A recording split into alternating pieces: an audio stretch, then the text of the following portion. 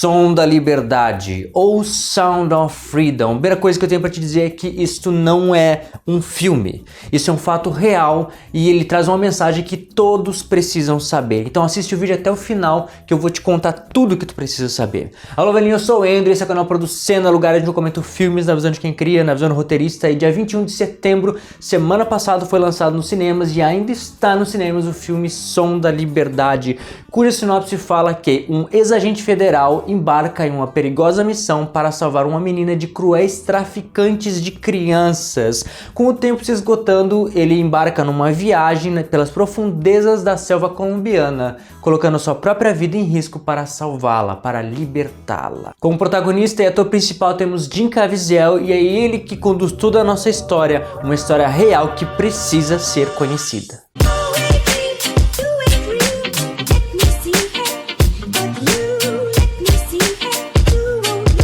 Então, velhinho, antes de comentar o filme em si, normalmente eu falaria do canal e tudo mais, só que agora eu vou pedir uma coisa que eu normalmente não peço.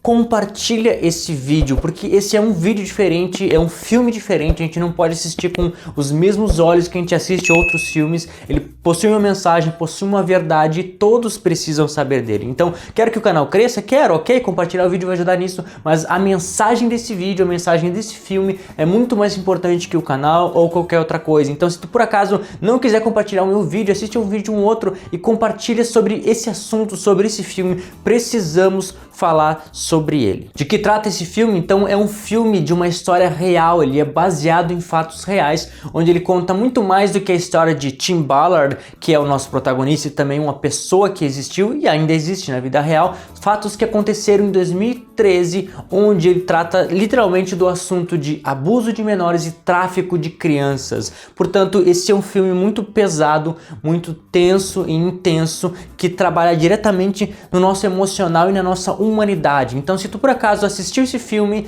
e não conseguiu sentir, não conseguiu entender o que está por trás dele, falta alguma coisa em ti e eu vou tentar te esclarecer um pouco melhor nesse vídeo. Esse filme, então, ele é construído em muitos detalhes, numa visão muito profunda do assunto a ser tratado. A começar pelo protagonista, pelo ator, na verdade, que interpreta o protagonista, o Jim Caviezel. Ele foi o mesmo ator que interpretou Jesus no filme A Paixão de Cristo. E Mel Gibson, que foi o diretor, disse pra ele na época: olha, se tu interpretar Jesus, Hollywood nunca mais vai te querer para atuar em filme nenhum.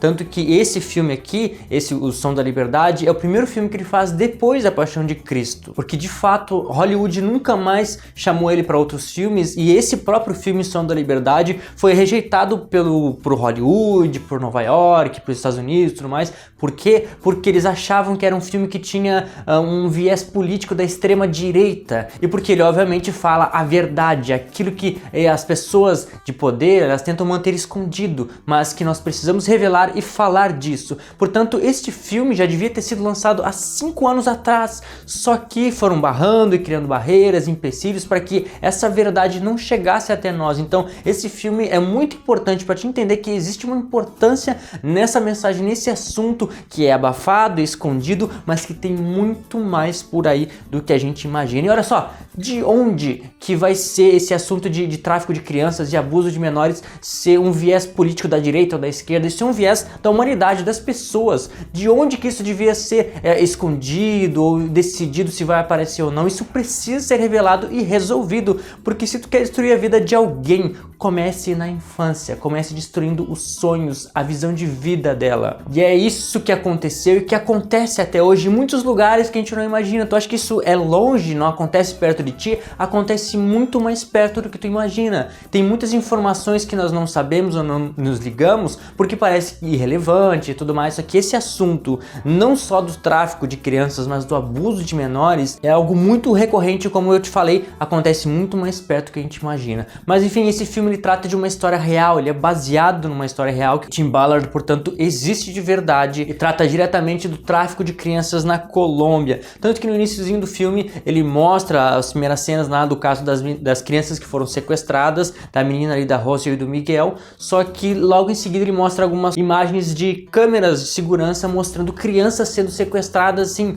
na rua. Simplesmente passa alguém de moto, pega uma criança e se leva. Tu acha que aquilo ali é brincadeira? Tu acha que aquilo ali é uma coisa de filme? Aquilo é a verdade que todos negligenciam. Fizeram um teste social que eu vi na internet esses tempos, que eles fizeram algo tipo assim, tem pessoas andando na rua, mexendo no celular, vivendo, e tudo planejado, obviamente, para testar a reação das pessoas. Eles pegavam uma criança e levavam para um beco, saíam correndo com a criança, e as pessoas da rua não deram bola, não deram importância nenhuma, como se assim, mais um, estão brincando, não é nada. Só que isso é real. O que nos tornamos hoje? Negligentes. Certamente uma das missões desse filme é mostrar para nós o que acontece por trás do tráfico, o que acontece por trás do abuso, como as coisas funcionam, como começa, qual é toda a trilha, o caminho percorrido desde o início, como eles começam a criar uma imagem no início do filme da mulher que vem trazer para as crianças dizendo, vocês têm um potencial, vocês podem ser atores, cantores, artistas, vocês podem ter dinheiro,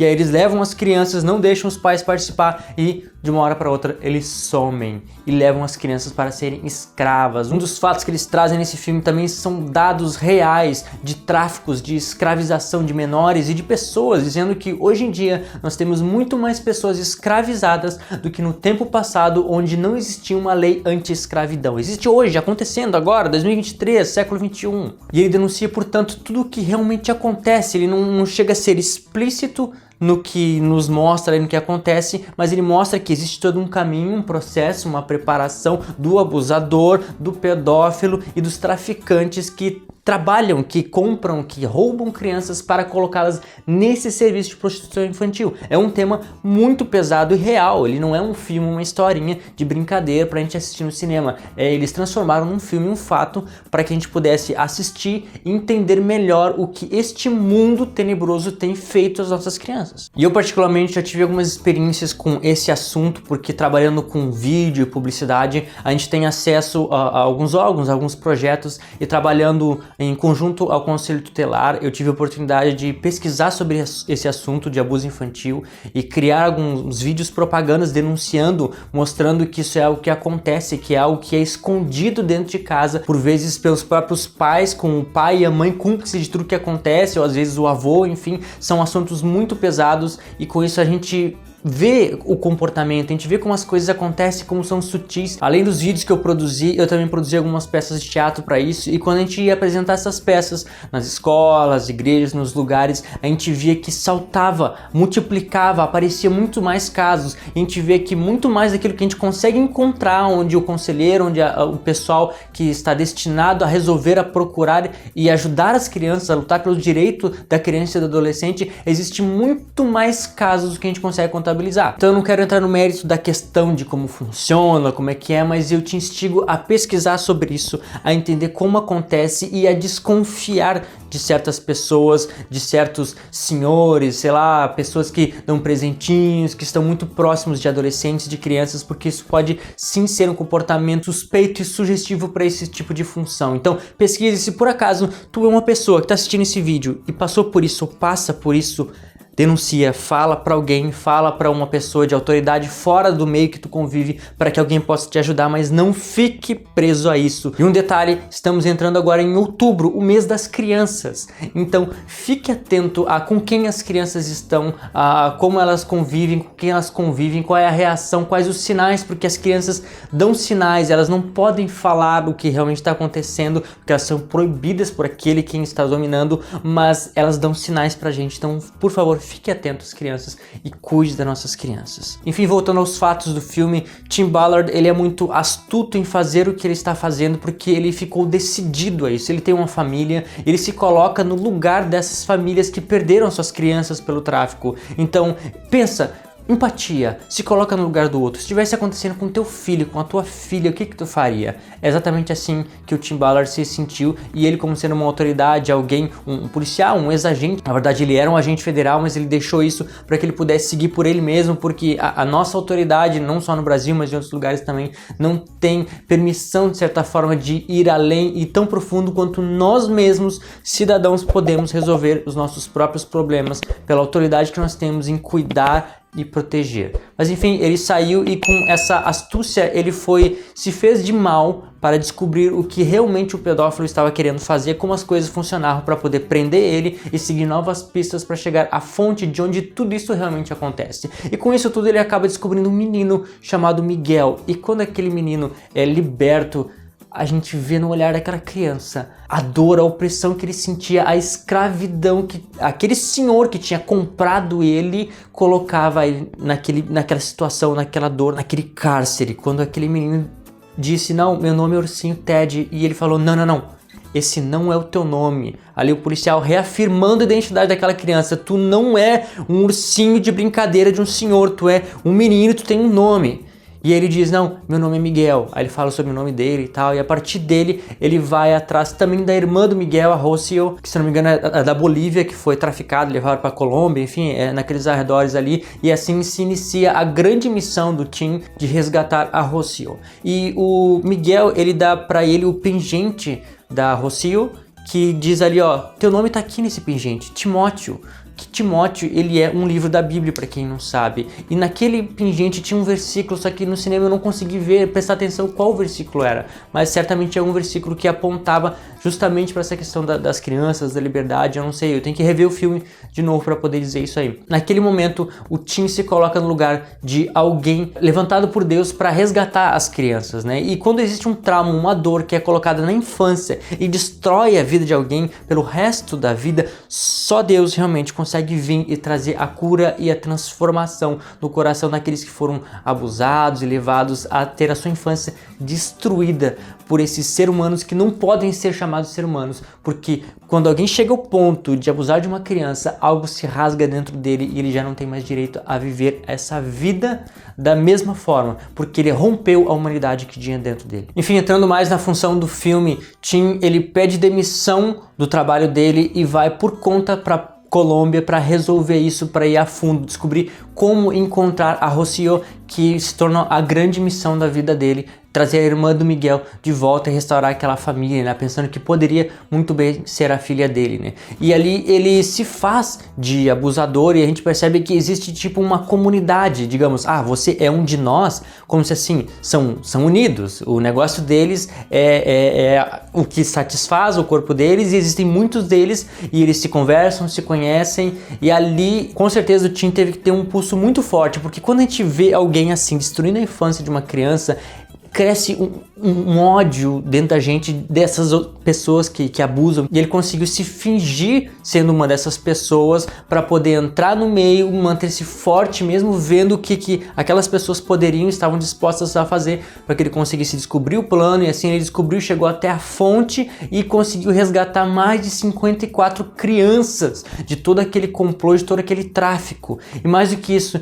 ele descobriu ali a sensação de liberdade que ele conseguiu gerar naquelas crianças. Ele conseguiu sentir a liberdade depois da dor que aquelas crianças tinham, porque libertas agora elas estavam cantando, elas estavam tocando, elas estavam expressando uma liberdade que daí vem o som, né? Existe uma cena no filme que traz isso, então não é nenhum mistério dizer isso, mas que o som da liberdade, o nome do filme, se dá justamente a isso, pela liberdade das crianças que não são presas, que não são oprimidas, que não são escravas do próprio ser humano. E aí durante a missão, a operação de resgate, o filme fica um pouco mais leve, porque a gente vê assim mais ações policiais, investigação, preparação para resgatar as crianças, então aparece um pouco menos de cenas, de momentos, mas com certeza é um filme que mexe com o interior da gente. Então a pergunta não é se eu chorei, se as pessoas choram, mas quando que elas não choram durante esse filme, porque é a realidade, a humanidade, é a dor. Imagina tu no lugar dessas pessoas, imagina teus filhos, mais uma vez falando, né,